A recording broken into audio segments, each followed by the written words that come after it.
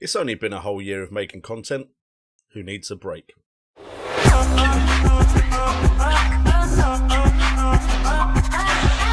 Hello there, hope you're having a great Wednesday. What is up, guys, and welcome to FPL Today and the Euro 2021 Fanteam Game first draft here on the FPL Today YouTube channel. Yes, we are partnering up with Fanteam for the Euros, although we will also be covering the official Euros 2020-21 game.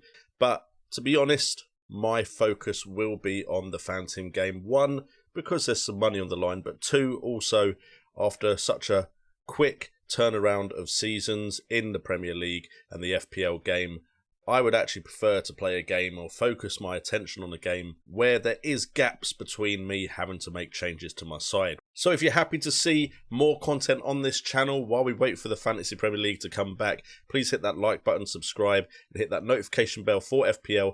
And if you want to sign up for Fanteam, there is a link in the description down below. And also, any new sign-ups could potentially win a free ticket to this Euro 2020-21 game. So all I need you guys to do, sign up with that link down below to Fanteam, and then also put your username for Fanteam in the comments down below, and you could be winning a free ticket for a game where you could win part of a £1 million guaranteed prize pool, with first place getting 200 grand. So if you've never played Fanteam before, the scoring is pretty similar to the Fantasy Premier League, so there won't be any major changes for you here. All of the point scoring methods are on the screen right now for you to see, and as you can see, goals scored, you get more points if a midfielder, a defender or a goalkeeper get that goal than a forward. You also get clean sheet points, which is locked in at 60 plus minutes if they come off. And assists or fancy assists are the same amount of points no matter what position you play in. And every goalkeeper save actually gets you half a point. So if you can find the Martinez of the Euros, you could be looking at some prize money at the end of the tournament. A quick roundup of the game. You have a starting budget of 105 million to build your initial team. You build a squad of 15 players just like Fantasy Premier League, and you can select a maximum of 3 players from one team from game weeks 1 to 3, and that of course rises as the tournament goes on, and of course less teams are still in the competition. Unlimited changes is pretty standard amongst fantasy games before the deadline. From game week 2 onwards, the game week deadline for transfers and team changes will be 90 minutes prior to the first kickoff of the next game week. You only have one free transfer in game weeks 2 and 3. Any additional transfers will cost you that -4 that you're used to from the Fantasy Premier League. And you only have one wildcard available to use for game week 4, the round of 16. And an important part of this, extra time and penalty shootouts are not included in your point totals. And one final major point, no transfers can be made after game week 5. So make sure to use your transfers wisely once the knockout stages do begin. And let's get on to the part why you're all here. Let's have a look at my first draft for the Euro 2021 Fanteam Fantasy game. Now what I've done here is, because it's a very different strategy than to the Euros official game, we've gone with a team that I think can do well throughout the group stages, and then of course we'll use that wild card that we get for the round of 16 to completely change things up depending on who does go through. However, we are banking on Italy and their defensive prowess with Donnarumma and Bonucci in the back line, with the likes of Torres and Mendes also making the lineup. To be honest, bit worried about having a Portugal defender, because that is a very tough group that Portugal find themselves in with France and Germany, as well as that Hungary side. But Torres with Spain, I'm hoping for clean sheets there. No idea how to say that Denmark player's name, which is unfortunate for me, but he is looking promising as he has seemingly broke into the first team, and we're hoping that he's a nice cheap budget enabler for me. Making the bench as a defender is Mykolenko. Hopefully I've said that right. This is going to be a tough tournament with all these new names, but Ukraine have a decent looking side, and he looks like a defender that could play a decent part in my group stages. And then we move on to the midfield. I'm not too sure about Memphis yet, but Memphis Depay is there. And we can actually have a look at some of these stats for some of these players. Memphis Depay has appeared 4 times in the qualifications for these Euros, which is where I'm taking most of the stats for these videos from. Of course, there have been World Cup qualifiers and other tournaments. but he's managed in that time 3 goals and 5 assists, which is a decent return.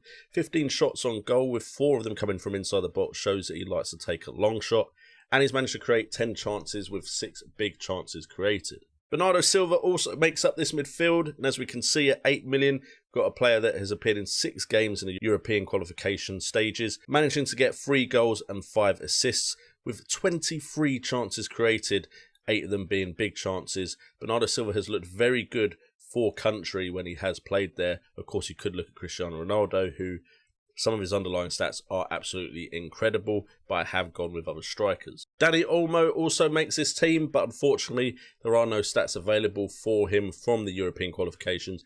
But he has recently broken into that Spanish side and does look like a very promising player, and he's one of my few punts in this side. Moving to the front line, and we've got Romelu Lukaku leading that Belgian team with some great talent behind him, so we're hoping for a lot of goals from Romelu Lukaku. He managed 5 goals and 4 assists in the European qualification stages, getting 8 big chances in total, which is a huge number, but it is eclipsed by Harry Kane. 6 appearances and 13.5 million. He managed to get 10 goals and 5 assists in European qualification. Also with 26 shots on goal, 17 on target and 25 from inside the box. 16 big chances is a massive number of big chances. And also creating chances, 10 chances created with 9 big chances created. Stats look amazing for Harry Kane, and hopefully they're in a group which they can progress from. We do also have Wind from Denmark up front. He's a bit of a punt. There's rumours he might manage to get that starting berth up front, and he looks like a very promising player, and he comes in at around 6 million. And then the final piece of the puzzle is that bench. We've got Livakovic from Croatia, not going to start in the first game, but hopefully he can do well in this tournament with Croatia. Souček, we know what he can do from the Premier League. He's also quite cheap in the game, at around 6 million, I believe. And then we've got Malinovsky, who is a Ukrainian midfielder who has done great things in the Serie A this season. He's at 5.5 million, and although he's not playing in the first game because it's against Netherlands, he has managed to get 3 goals and 2 assists for the country in the European qualifications, with 8 chances created and also 13 shots on goal. Only 2 of them from inside the box, but his cheap price means I can go for the likes of Bernardo Silva, Depay, Lukaku and Kane in my side. So guys, in the comments down below, let me know how you think this team could do in a European tournament. And just to defend myself, this is a first draft. There are some players there I'm not too sure of. Memphis Depay, I'm not sure I want to go there. Netherlands' form has been a bit iffy. Bernardo Silva in that group of death, I'm also not too sure about. But there are some players in here like Bonucci, Kane, Lukaku that I am very interested in and probably will still make my final draft. So let me know what you guys think I should change, as well as what you guys think of the team. And also, if you do sign up using the link in the description for Fanteam, make sure, if you're a new signee, to leave your username in the comments down below, and you could potentially win a free ticket for the European 2020-21 game on Fanteam, where you could play for part of that £1 million prize pool. The winner of that should be announced by Friday or Saturday, and I'll leave that as the pinned comment for this video. Anyway guys, thank you so much for tuning into this video. If you're pumped up for the Euros, make sure to hit that like button, subscribe and hit that notification bell. With that being said, I've been JNO, this has been FPL Today, and remember, it's all about the game.